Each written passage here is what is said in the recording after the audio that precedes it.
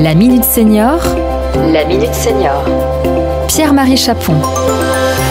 Les solutions proposées conviennent-elles et sont-elles utilisées par les seniors? Le groupe AG2R La Mondiale a lancé en 2019 le Lab Usage et Autonomie. Il évalue les services et dispositifs avec les seniors eux-mêmes. Pour en parler, j'ai le plaisir de recevoir Anne Paredes de l'action sociale d'AG2R La Mondiale. Bonjour Anne. Bonjour Pierre-Marie.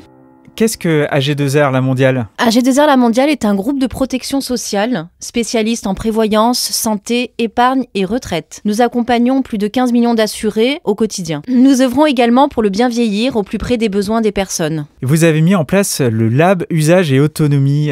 Qu'est-ce que c'est? Le Lab Usage et Autonomie part d'un constat. Trop de produits et services aujourd'hui mis sur le marché ne répondent pas aux envies et usages des clients, notamment des personnes âgées ou fragiles à qui ils sont destinés. Cela permet également aux retraités de s'engager activement sur des projets visant à améliorer la qualité de vie des seniors et favorisant ainsi une vraie reconnaissance de leur expertise. Ouais, ça c'est vraiment important. Mais comment est-ce qu'ils sont associés à ces seniors? Alors on organise par exemple des focus group où des entrepreneurs, des entrepreneuses viennent présenter leurs solutions, leurs produits devant un groupe de seniors qui réagissent, qui donnent leur avis, qui participent finalement à la réussite du projet. Nous menons également des évaluations en conditions réelles, c'est-à-dire à domicile ou en établissement d'hébergement où les personnes utilisent le service, utilisent la solution et peuvent mesurer si ça leur convient ou pas. Alors comment est-ce qu'on devient senior testeur? On a des associations de bénévoles et bien entendu on s'appuie sur elles pour pouvoir recruter entre guillemets des seniors bénévoles. On propose ce rôle de toute manière à l'ensemble de nos retraités.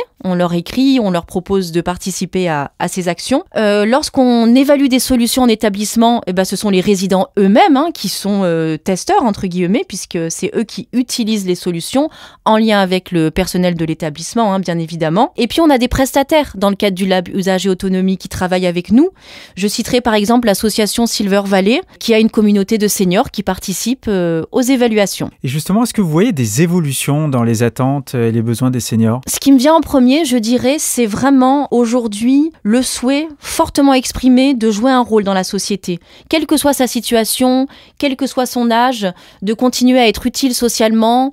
C'est vraiment quelque chose qui est affirmé et exprimé par les seniors que nous interrogeons. Ce qu'on peut dire aussi, c'est que aujourd'hui les seniors sont de plus en plus à l'aise avec les nouvelles technologies, ce qui était moins le cas avant. Donc ça, c'est vraiment quelque chose à prendre en compte également. J'ajouterais que aujourd'hui, les seniors ont souvent une forte expertise parce qu'ils ont été aidants de leurs proches. Ils ont aidé leurs parents âgés, ils sont parfois encore en situation d'aidant, donc ils savent ce que c'est d'accompagner un parent âgé, ils sont bien placés, ils ont été eux-mêmes aidants, et du coup, ils ont quand même beaucoup de connaissances et de compétences en la matière. Donc globalement, ils sont mieux informés, ils souhaitent vraiment être acteurs de leur vieillissement, et c'est ça qu'on essaye de contribuer à faire aussi. Est-ce que le modèle économique est également évalué dans le cadre du lab? Tout à fait. Nous faisons appel à des experts pour cela, qui travaillent sur la question du modèle économique afin de s'assurer que, au-delà de l'usage, de l'acceptation par les bénéficiaires d'une solution, ce qui est quand même le plus important, il y a également une réalité de marché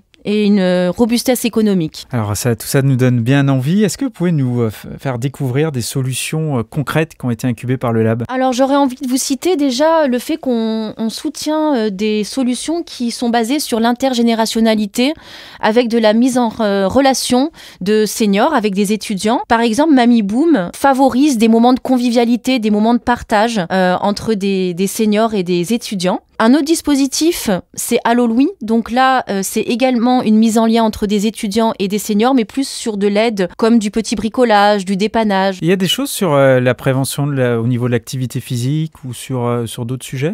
C'est vrai que nous, on s'intéresse beaucoup à la question de la prévention, de tout ce qui peut contribuer au bien vieillir. Du coup, en effet, on mène beaucoup de projets pour aider les personnes dans ce sens-là. Par exemple, on a évalué dans le cadre du Lab une structure qui s'appelle Rester Jeune et qui accompagne autour de l'activité physique, de la nutrition et du bien-être les personnes de 50 ans et plus. Et par rapport à des questions qui peuvent se poser sur leur retraite ou sur les différentes difficultés auxquelles ils peuvent être confrontés, vous avez des solutions pour ça? Oui, ça c'est vrai que quand on parle de bien vieillir, c'est aussi important de préparer sa retraite, de préparer finalement cette nouvelle phase de vie, de se poser les bonnes questions, de construire les réponses adaptées. Et là, on travaille, on a évalué un prestataire qui s'appelle Alphonse et qui justement répond à ses besoins, ses interrogations, que ce soit au niveau de la finance, rester acteur de sa retraite, de la santé, du lien social.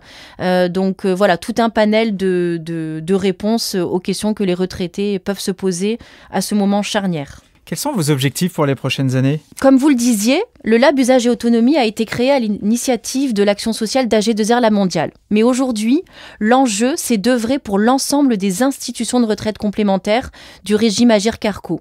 Pourquoi ? Pour que nous puissions tous ensemble proposer au plus grand nombre des services de qualité, adaptés aux besoins, aux envies des seniors. Également, je dirais qu'aujourd'hui, on souhaite investiguer des nouveaux sujets. Quand on parle de bien vieillir, au-delà de l'alimentation, de l'aspect financier, de l'activité physique, on peut aussi citer aujourd'hui la question des relations amoureuses et intimes, quel que soit l'âge, qui contribue également à un vieillissement épanoui et à un bien-être global, que ce soit physique ou mental. Donc on essaye aussi d'investiguer des nouveaux sujets. On peut trouver toutes ces informations où ? Vous pouvez vous rendre sur le site ag2rlamondiale.fr où vous trouverez de nombreuses informations. Un grand merci à vous, Anne. Merci. On se retrouve la semaine prochaine pour un nouveau numéro de la Minute Senior. Vous pouvez nous écouter sur Europe 1 tous les mercredis autour de 17h25 et sinon en version longue, soit en podcast, soit sur la page de la Minute Senior sur europe1.fr. À bientôt.